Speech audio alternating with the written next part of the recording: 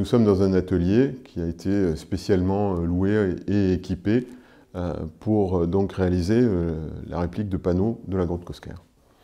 La grotte Cosquer est une grotte préhistorique, donc découverte par Henri Cosquer, qui lui a donné son nom, qui se trouve sur la commune de Marseille. On estime que 70% de la grotte d'origine est sous l'eau, en raison de la remontée du niveau de la Méditerranée depuis une trentaine de millénaires. La grotte est datée justement grâce au carbone 14 entre 33 000 et 19 000 ans. Aujourd'hui, c'est une grotte sous-marine, mais à l'époque, elle ne l'était pas. La mer était 5 km plus au sud, la ligne de côte, et surtout le niveau de la Méditerranée était 130 mètres plus bas. Donc c'était évidemment une grotte comme une autre, bien sûr, à pied sec. Et elle a une autre particularité, c'est que c'est la seule grotte importante, la grotte ornée importante, qui se situe sur la rive gauche du Rhône, c'est-à-dire dans un domaine culturel, archéologique, préhistorique qu'on ne connaissait pas. On fait une réplique de la grotte Cosquer aujourd'hui, qui devrait s'ouvrir d'ici un an, 2022 donc à Marseille. Pour plusieurs raisons. La première, c'est que la grotte originale est totalement inaccessible, car elle est sous l'eau. Et ensuite, son avenir est très sombre. Aujourd'hui, on pense que 70% de la grotte originale est déjà sous l'eau, et le mouvement ne va pas s'interrompre, puisque le réchauffement climatique en cours fait monter le niveau des océans. À plus ou moins long terme, mais on ne peut pas prévoir exactement quand, la grotte sera totalement noyée. Cette réplique s'adresse à tout le monde. Elle s'adressera au grand public, mais aussi grâce aux soins qu'on y apporte et à la rigueur des documents que nous avons, elle s'adressera aussi aux spécialistes. Je veux dire par là que moi-même, étant spécialiste, j'y mets toute mon expérience et toutes mes capacités, on va dire, cognitives et techniques pour la réaliser.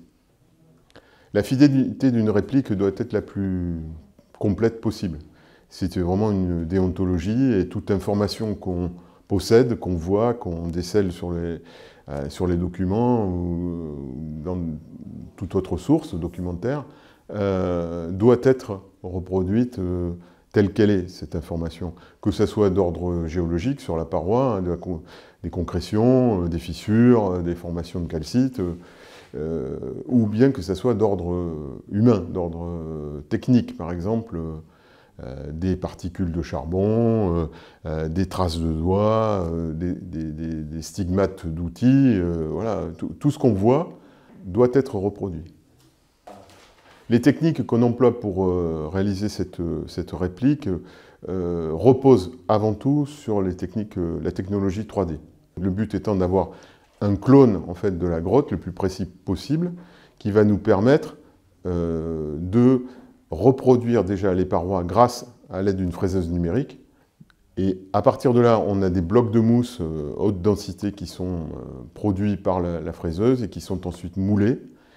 On en tire des coques qui reproduisent, qui miment en fait complètement le relief et les creux des parois. Et à partir de là, en atelier, on revient au fichier 3D cette fois-ci texturé de photos haute définition, qu'on projette sur la paroi vierge, on vient reproduire tout ce qu'il faut, tout ce qui va la faire vivre, aussi bien du point de vue naturel, géologique, que du point de vue humain pour les œuvres.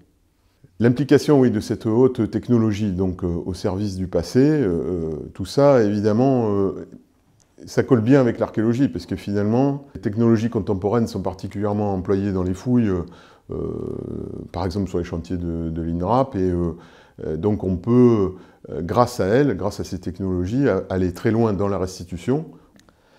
Dans cette reproduction, on peut dire que elle repose, donc elle est entièrement fondée sur la technologie contemporaine, puisque sans la 3D, on n'aurait jamais ce niveau de précision.